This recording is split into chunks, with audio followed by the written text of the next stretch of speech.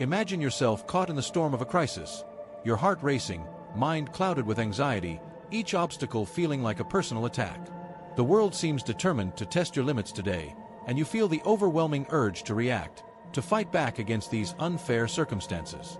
But what if I told you that in this very moment of chaos, you possess a power greater than any external force could ever wield? A strength that the wisest minds throughout history have cultivated to face emperors, imprisonment, exile, and death itself, all with an unshakable calm that left witnesses in awe. This might sound strange, but the ancient Stoics discovered something that most people overlook. True power has nothing to do with controlling external events but lies entirely in mastering your response to them. While many exhaust themselves fighting against unchangeable circumstances, those who possess genuine strength know exactly where to direct their energy inward. Today, we'll explore this timeless secret that transformed ordinary individuals into beacons of wisdom and resilience throughout the ages. A simple yet profound philosophy that could completely revolutionize how you face difficulties, setbacks, and even the most challenging crises in your own life. If something already resonates within you, like this video, because what follows might forever change your understanding of what it means to be truly powerful in a chaotic world. Let's begin. Scene setting. Emotional scenario. Picture the scene. You're having an absolutely terrible day. Your boss criticized your work in front of colleagues. On your commute home, someone cuts you off in traffic, nearly causing an accident. Then your partner calls with news of an unexpected expense that derails your financial plans. Your heart pounds. Each incident feels like a personal attack. Your thoughts race with perfect comebacks you should have delivered, imaginary arguments you're winning in your head, and growing resentment at how unfair everything seems. By evening, you're physically and emotionally exhausted from the weight of it all. Now imagine an alternate version of this same scenario. The external events remain identical: criticism, dangerous driver, financial stress, but something fundamental has changed. Instead of being tossed about by these emotional storms, you navigate through them with clarity and composure. You address each challenge directly, respond rather than react, and end your day with your peace intact. What's the difference? In both cases, you faced the exact same circumstances. Yet in one version, you were conquered by them. In the other, you remained sovereign over the only territory that truly matters, your mind. This distinction lies at the heart of what makes someone genuinely powerful, and it's a wisdom that Stoic philosophers discovered over 2,000 years ago. Main thesis introduction. Most people believe that power comes from controlling their environment. More money, higher status, greater influence. But according to Stoic philosophy, this approach is fundamentally flawed. Why?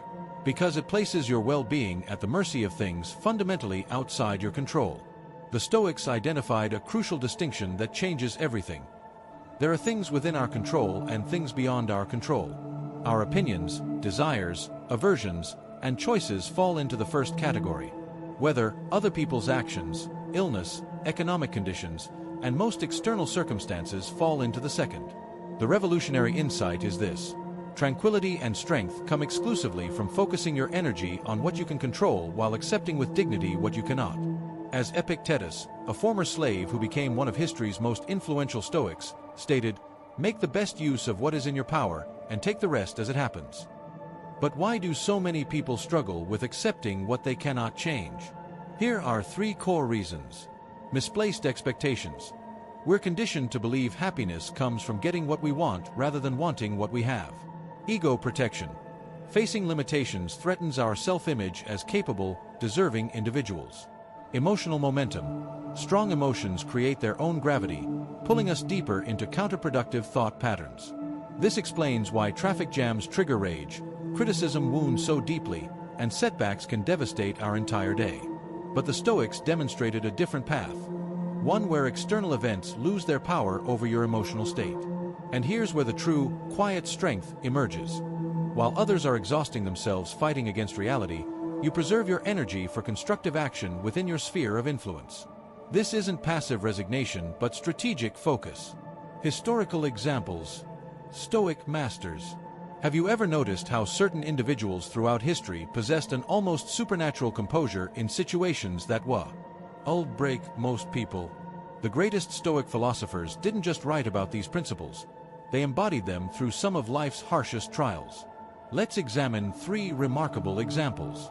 Epictetus, freedom through acceptance. Born into slavery in 55 CE, Epictetus experienced the ultimate lack of external freedom. His master, Epictetus, was known for cruelty, once twisting Epictetus's leg severely during a torture session. As the story goes, Epictetus calmly warned, "You will break my leg," and when it indeed snapped, simply stated, "Did I not tell you that you would break it?"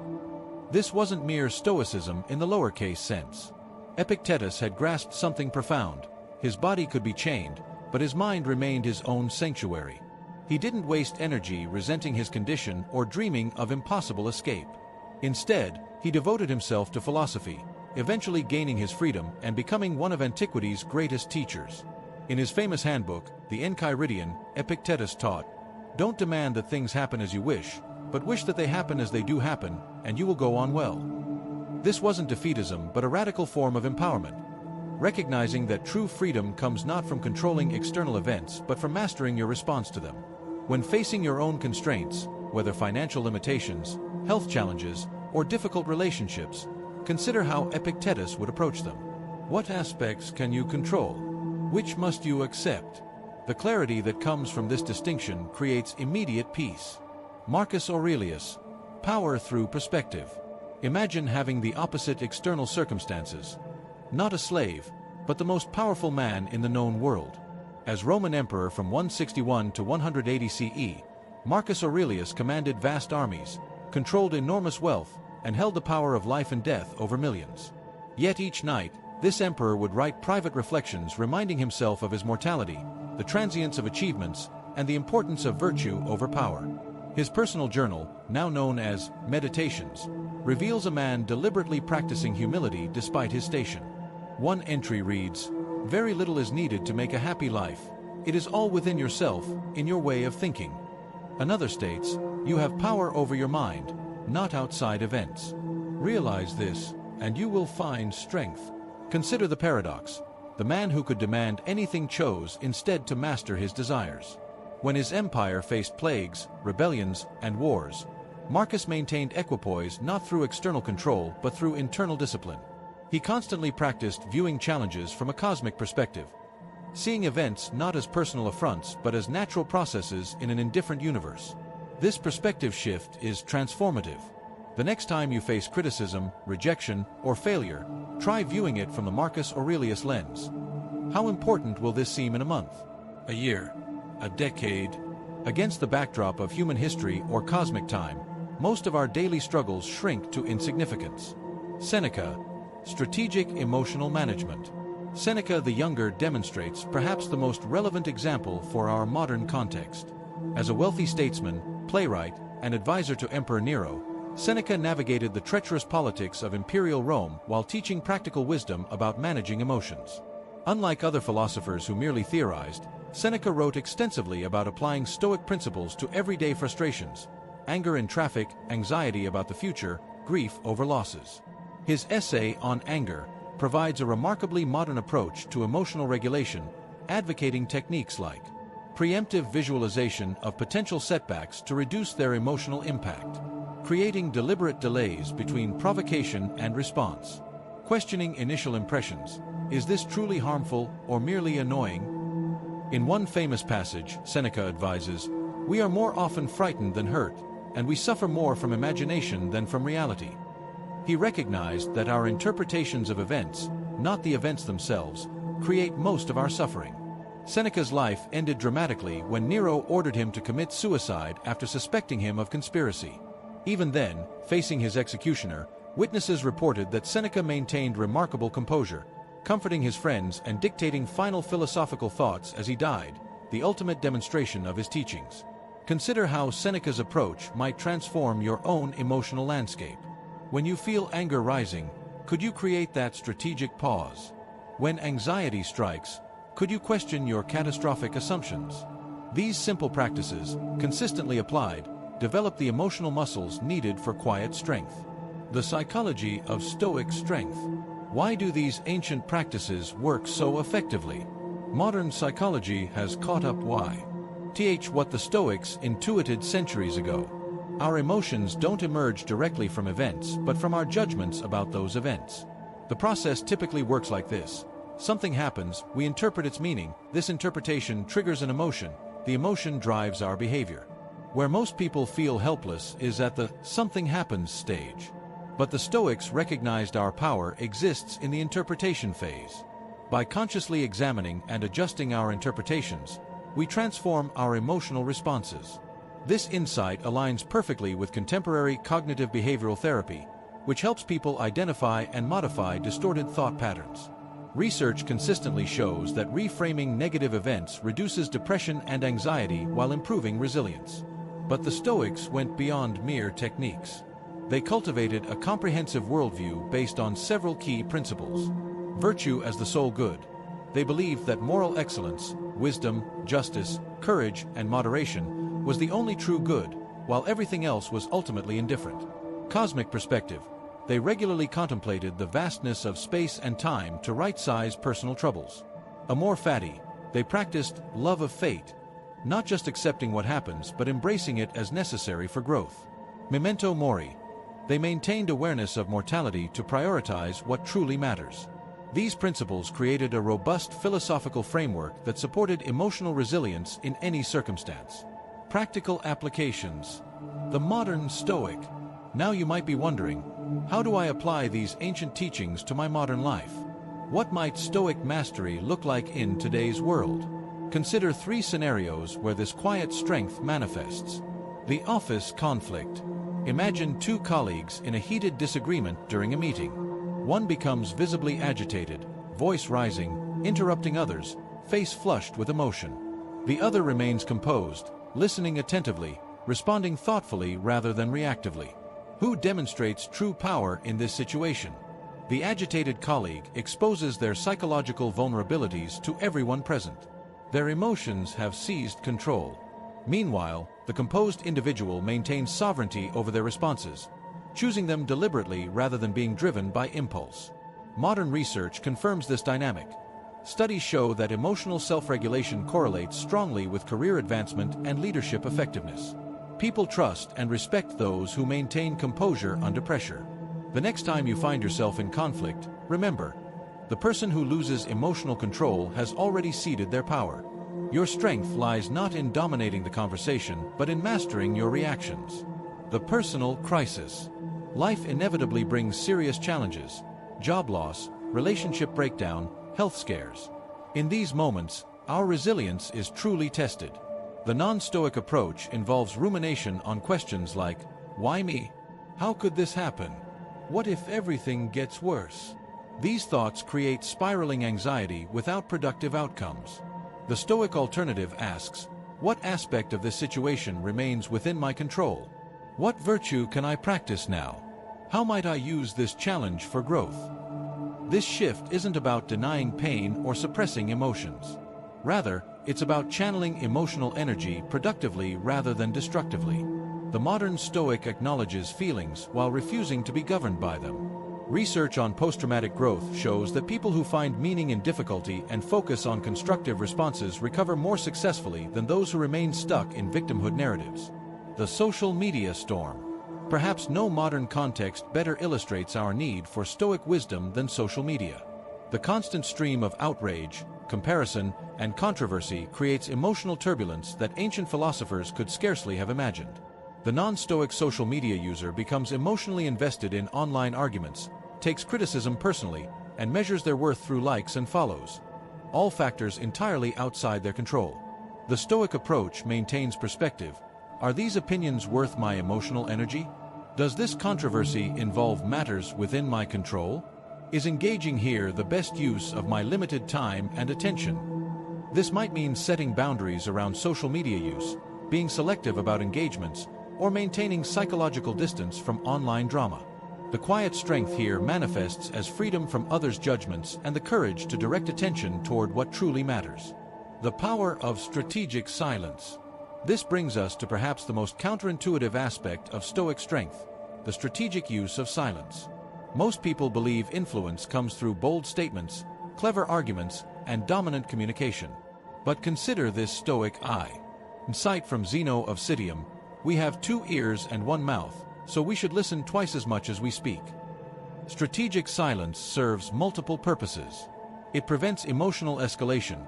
Pausing before responding allows heated emotions to cool. It creates space for reflection. Silence gives you time to examine your automatic reactions. It shifts power dynamics. The person rushing to fill silence often reveals insecurities and weaknesses. It strengthens your words. When you speak less, your words carry greater weight. This isn't about becoming passive or withdrawn. Rather, it's about speaking with intention rather than compulsion. The modern Stoic speaks when they have something valuable to contribute, not from ego, insecurity, or habit. Consider practicing deliberate silence in your next challenging conversation. Notice the impulse to respond immediately and choose instead to pause. Observe how this small space changes the quality of your response and the entire interaction. When to speak, when to be silent. Does this mean Stoics never speak up or take action? Absolutely not. Stoicism has been mischaracterized as passive resignation, but historical Stoics were often deeply engaged in politics, education, and social reform. The key distinction lies in the motivation behind your words. Are you speaking from reactive emotion, seeking validation, or trying to control others' perceptions? Or are you communicating with clarity, purpose, and wisdom? When should you break silence and speak? The Stoics might suggest these criteria. When truth requires defense. When justice demands action. When teaching valuable knowledge. When compassion calls for comfort. Even then, they would advise speaking with moderation, clarity, and detachment from outcomes. As Epictetus taught his students, make it your goal to transform your desire, to desire not that events conform to your wishes, but that your wishes conform to events. The Stoic speaks not to change what cannot be changed, but to fulfill their duty to truth, justice, and virtue, regardless of results. The identity shift. At its core, practicing Stoicism requires a fundamental identity shift. Most people build their identity around externals, their possessions, achievements, status, or relationships. This creates a fragile sense of self, vulnerable to any change in circumstances. The Stoic builds identity on internal qualities: wisdom, justice, courage, and moderation. These cannot be taken away by fortune, failure, or other people's opinions. As Epictetus said, wealth consists not in having great possessions, but in having few wants. This shift doesn't happen overnight.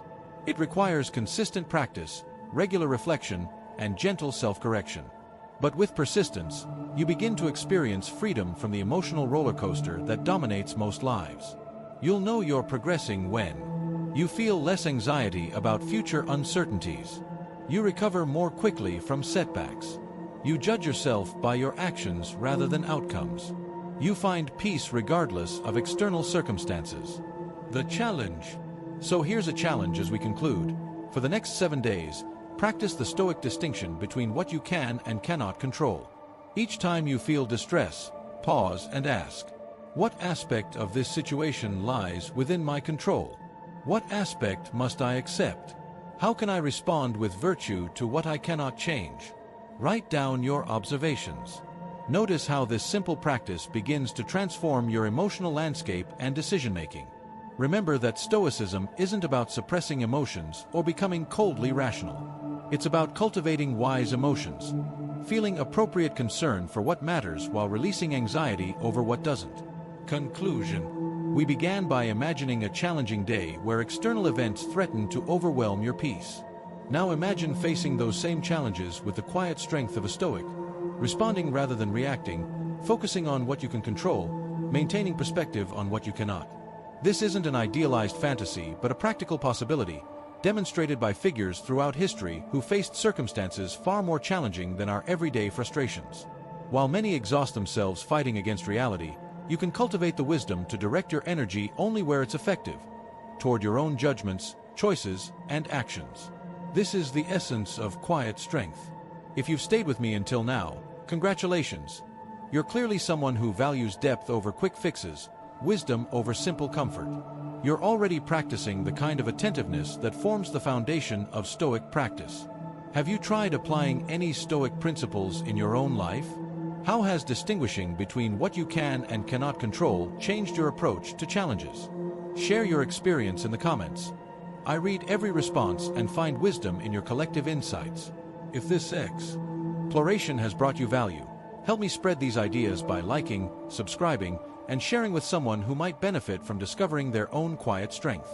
But wait, there's one critical aspect of Stoic practice we've only touched on briefly, a concept that could completely transform how you view obstacles in your life. If you're intrigued, click on my next video, where I'll reveal this powerful perspective shift in the next few seconds. But don't wait too long. You might forget and miss this valuable insight. I'll see you there.